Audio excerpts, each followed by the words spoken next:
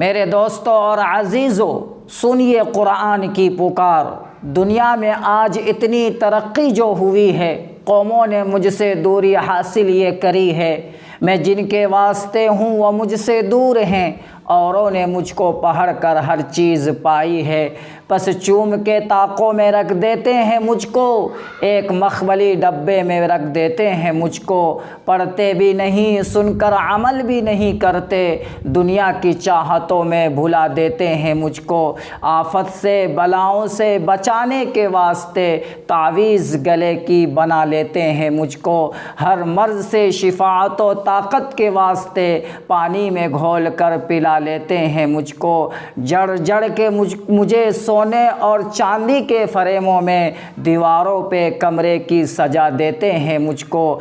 جادو ٹونا اپنے گھر سے ہٹانے، گھر میں بھی ایک بار پڑھا لیتے ہیں مجھ کو۔ زیادہ جو قدر ہوتی ہے بس ایک ماہ رمضان کے جاتے ہی بھلا دیتے ہیں مجھ کو۔ وارث کے لیے دولت و شہرت کے واسطے خود تو نہیں پڑھتے، پڑھا لیتے ہیں مجھ کو۔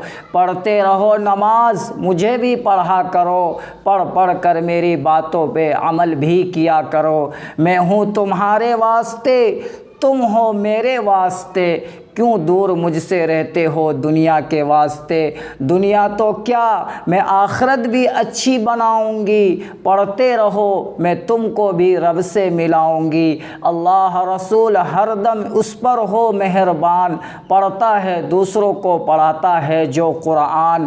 وارث پہ یا الہی اتنا کرم تو کرنا، غافل تیرے ذکر سے اس کو بھی کبھی نہ کرنا۔